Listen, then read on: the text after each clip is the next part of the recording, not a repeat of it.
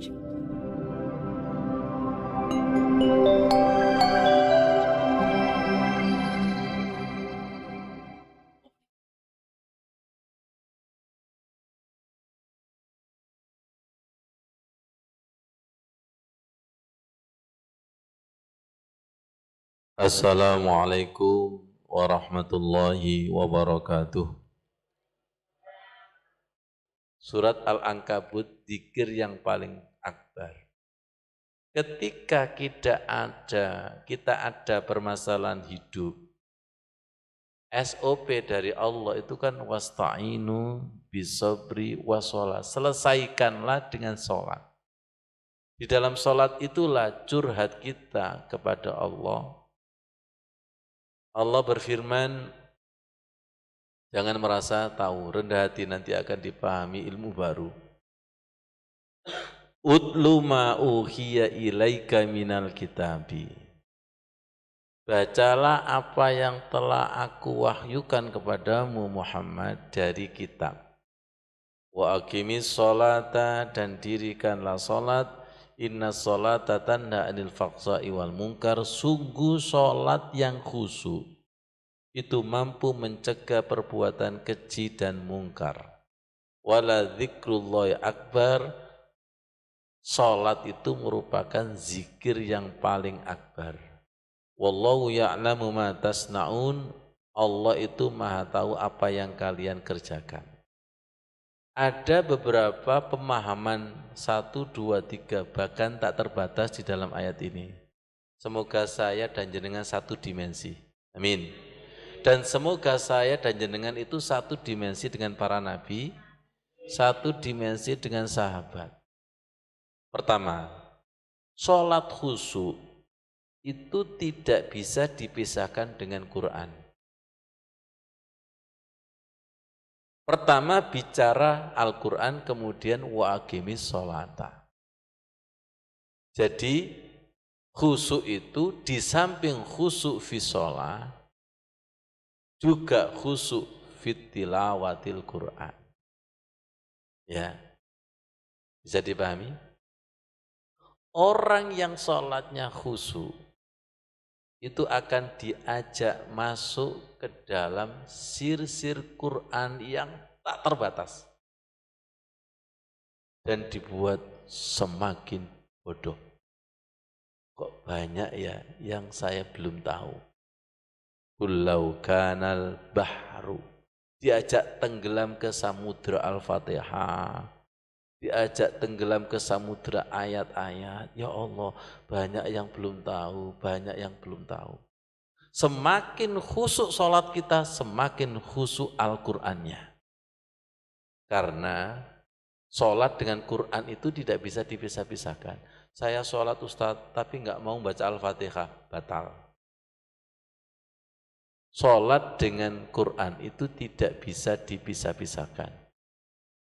Ada hadis, wassalatu nurun, sholat itu cahaya, wassodaqatu burhanun, sedekah itu adalah bukti cinta, wassobru diyaun, sabar itu sinar, wal Quran hujjatun laka au alaika, Quran itu mampu memberikan syafaat dan mampu melaknat.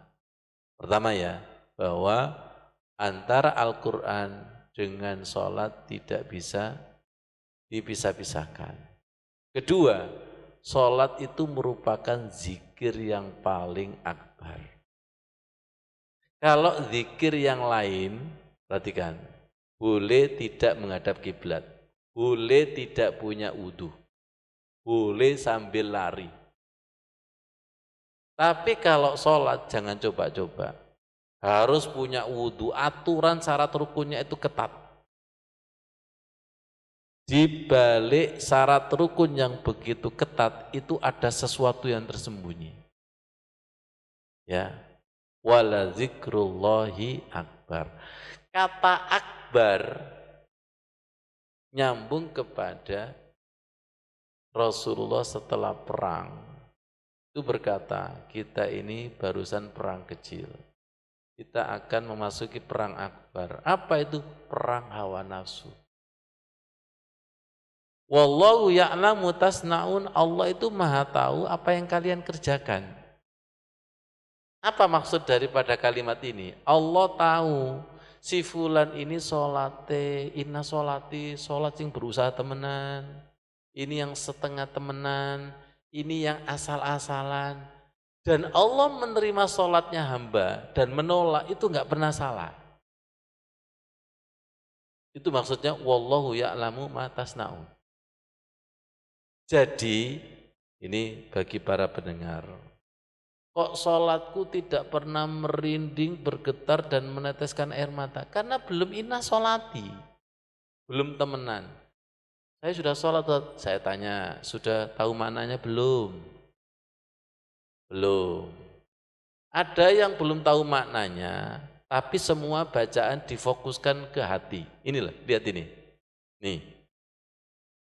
Jenengan nanti akan terkejut bahwa ayat Al-Quran yang sesungguhnya itu di dalam dada, bukan sekedar di lisan. Bal huwa ayatum bayyinatu fi suduril ladzina utul ilma. Sebenarnya Quran itu adalah ayat-ayat yang nyata di dalam dada orang-orang yang diberi ilmu. Ini kayaknya bingung ini. Bani siap, Bu Aida? Masih ada di sini apa sudah masuk ke alam gaib? Ya nyambung ya. Quran yang sesungguhnya itu di dalam hati. Supaya panjenengan mudah paham. Rabbi zidni ilma warzuqni fahma. Begini, penurikan. Jenengan tahu enggak kertas? Ini kan kertas. Saya lagi jatuh cinta. Akhirnya kertas itu tak tulisi surat cinta. Saya lagi jatuh cinta, nulis di kertas. Setelah kertas itu saya tulisi, bukan namanya kertas lagi, tapi surat. Duh, sopo sing ganti? Wong tadi itu kertas. Tapi setelah tak tulis namanya menjadi surat cinta. Iya. Nah, kalau kertas kosong disebut surat cinta, nggak masuk akal, wong nggak ada tulisannya. Betul. Berikutnya, tak kirim ke kekasih. Kekasih itu ketika menerima itu merinding dan bergetar. Betul nggak?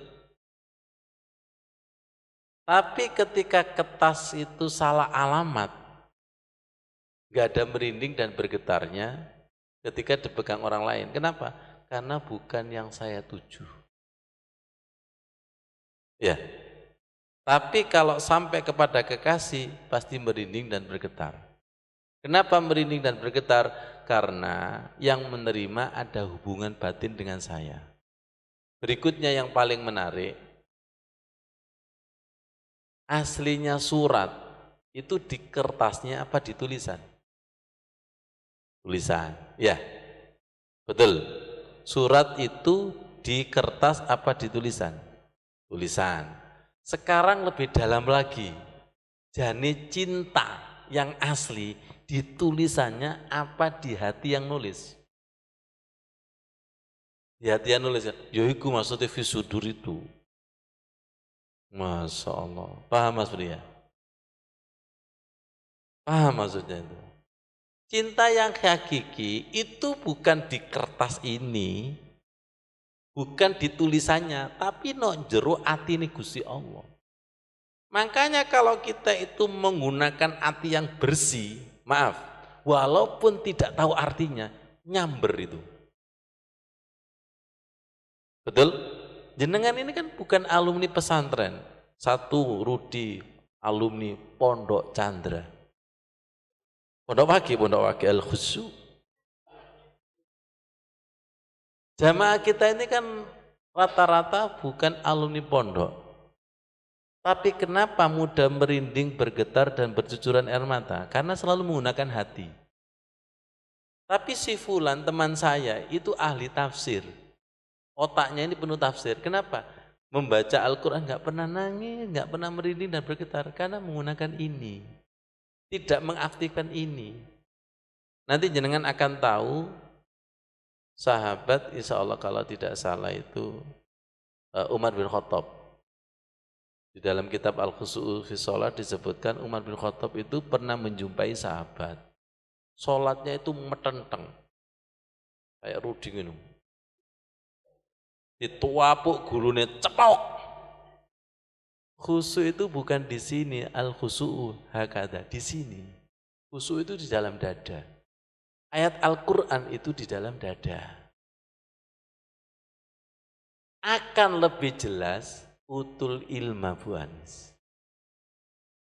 Hati-hati, semoga nggak salah paham. Jadi tidak selalu Bu Aida, orang maca Al-Qur'an itu paham. Paham bagi utul ilma. Segini aja deh. Saya kan menjelaskan dalam waktu yang sama. Apakah semua paham? Wah, tambah ngantuk, tambah khusyuk Itu Ustaz, mengkhusyui keterangan jenengan Ustaz. Oh. Paham itu hidayah. Betul itu. Ada yang sekali dijelaskan gimana? Paham Ustaz. Ada yang saking cerdasnya, lihat Ustadznya, sudah paham Ustaz, nggak usah dijelaskan. Karena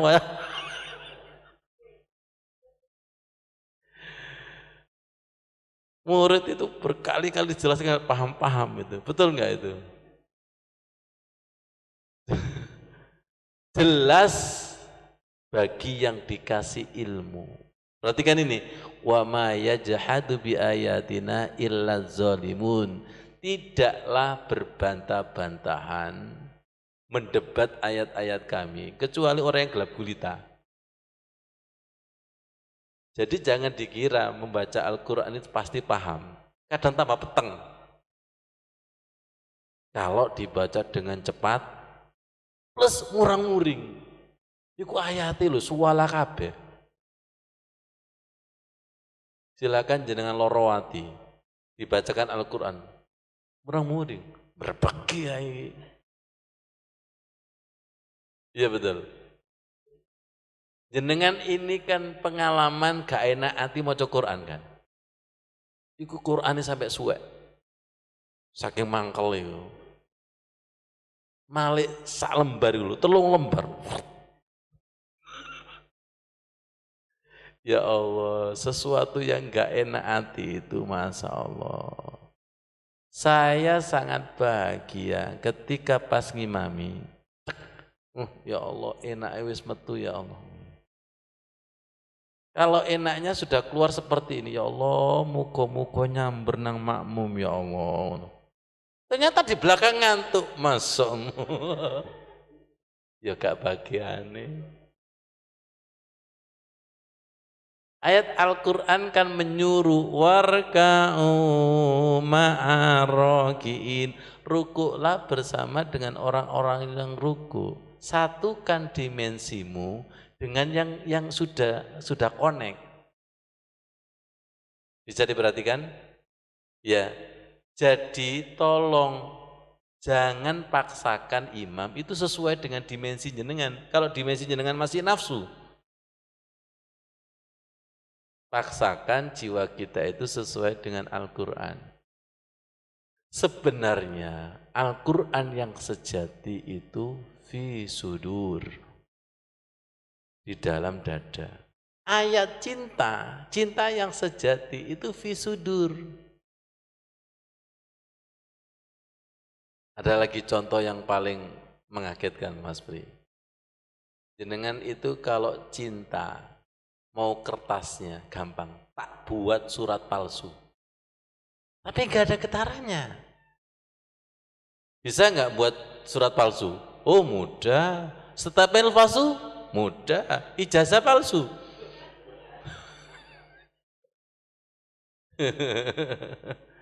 Tapi cinta yang murni itu nggak bisa dipalsukan.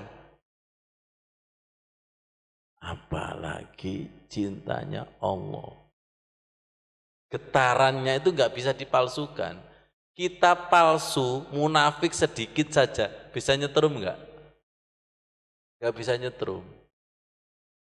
Biar makjub lagi, iman itu diuji. Ahasiban nasu ayyutraku ayyakulu amanna wa hum la yaftanun. Wahai manusia, jangan kamu mengira setelah kamu berkata saya beriman kemudian dibiarkan. Tunggu ujian. Maksudnya apa? Di dalam surat Al-Baqarah, yang bisa sholat yang sungguh-sungguh itu yang beriman. Ya ayyuhalladzina amanu sta'inu bis-sabri was-shalah. Ya, innallaha ma'as sabirin. Ayat tentang puasa juga gitu. Ya ayyuhalladzina amanu kutiba alaikumusiyam. Jadi kita ulaika humul mu'minuna haqqo. Itu ujiannya itu sholat yang sungguh-sungguh, sedekah yang sungguh-sungguh, baca Al-Qur'an yang sungguh-sungguh.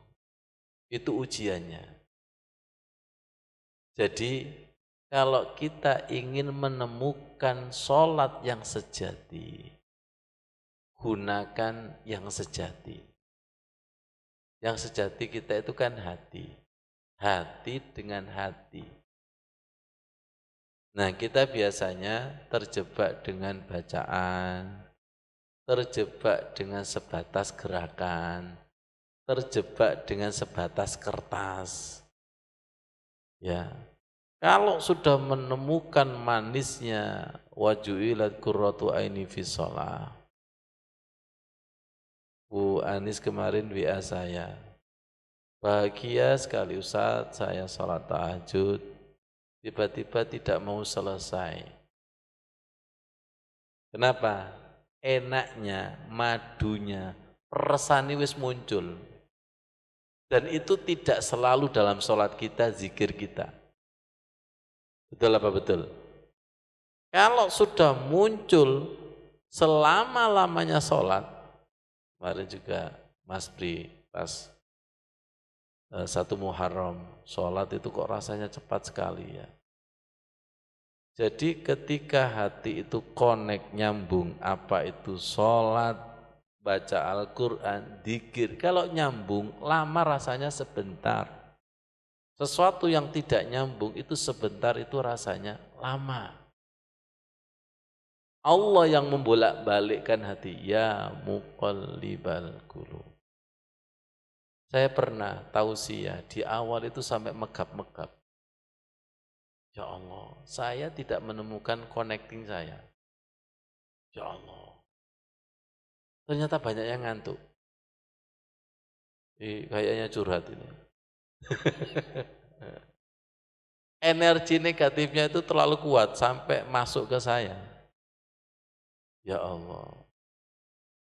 Ternyata sama seperti panjenengan main sepak bola atau badminton. Ya Allah, mulai awal sampai akhir kok nggak menemukan style saya ya. Ya. Kok nggak menemukan moodnya itu loh. Nyemes keluar. Nadai cemesan gak kena raket ya, kena dengkuli. Kok saya belum menemukan diri saya. Betul ya? Betul. Baca Quran juga sama. Kok nggak ketemu kayak biasa ya. Sampai Gusti Allah ditutup. Kadang makanya main itu butuh pemanasan dulu. Betul. Kalau sudah menemukan stylenya, itu nggak lihat itu loh. Kok itu rasanya kayak, betul nggak? Nggak lihat itu, apalagi tenis meja. Ini dong, nggak lihat itu. Karena saking apanya itu, saking refleksnya. Nah kita baca Al-Quran itu refleks nggak? Hah? Iya. Anu Ustadz butuh pemanasan. Dia jadi makmum, Bu Anis, mulai takbir sampai salam, gak ketemu koneknya blas, butuh pemanasan, yo tambahan dewe. Makanya sholat itu memang butuh pemanasan. Apa? Qobliyah, sunnah wudhu, tahiyatul masjid. Nanti perangnya itu di sholat fardu. Wong kita nggak mau pemanasan. Apa Ustaz? Waktunya mepet tuh. Yo sampean tekone mepet. Gimana sih main yang sebatar gesa-gesa itu? Datangnya telat dan sebagainya. Iya. Iya. Butuh prepare nggak? Butuh. Butuh latihan? Butuh. Wong saya ceramah aja kadang butuh sholat tahiyatul masjid, butuh ini untuk cari petunjuk kok. Kalau tergesa-gesa itu nanti nggak ketemu itunya. Ya nggak ketemu tema jamaah, tema hati jamaah itu gitu. Ya Allah, jadi seperti itu. Artinya ketika kita sholat, iman kita itu diuji. Ini tidak hanya ujian musibah atau sakit, tapi ketika kita menjalankan sholat dan zikir, iman kita itu diuji. Diuji sampai maghrib, puasa itu loh. Diuji sampai salam. Gerakan sholat itu juga penuh ujian. Bacaan sholat itu juga penuh ujian. Kalau kita diuji lulus, metu enake. Ujian kok lulus, senengnya ada enggak? Iya. Dan puas enggak? Puas. Qad aflahal mu'minun. Sungguh beruntung orang yang sholatnya khusyuk. Ternyata khusyuk itu ibaratnya perasan-perasan madu. Jenengan itu kalau membuat jus jeruk, itu kalau jeruknya sudah diperes, apanya yang dimakan? Banyak mana jeruk sama peresannya? Ya banyak jeruknya. Peresannya itu cuma sedikit. 30 juz itu diperes jadi Al-Fatihah. Berapa ayat itu? 7. 7 ayat diperes jadi Bismillah. Bismillah diperes menjadi Ba. Ngerti maksudnya? Ada contoh lagi, jenengan mencari mutiara di gunung. Mutiaranya itu kecil, sedangkan jenengan itu harus membuka gunung segituan. Penuh perjuangan. Lihat saya, wala dzikrullahi akbar. Untuk menemukan mutiara khusyuk Pak Nurikan, waju'ilat qurratu aini fi shalah. Kita diuji kesabaran itu, membongkar gunung-gunung sholat itu loh. Padahal mutiaranya cuma kecil, sedangkan batu, koral, pasirnya banyak enggak itu? Paham Mas Rudi? Capek enggak membongkar gunung itu? Capek, tapi ketika ketemu mutiaranya gimana? Giring bola dijegal-jegal, ternyata gol, gak loro belas. Walaupun keseleo itu. Engkau loroi ketika main mari itu. Itu namanya qad aflahal mu'minun. Saged dipahami ya kira-kira ya. Shadaqallahul adzim, matur suwun atas kehadiran panjenengan. Wassalamualaikum warahmatullahi wabarakatuh.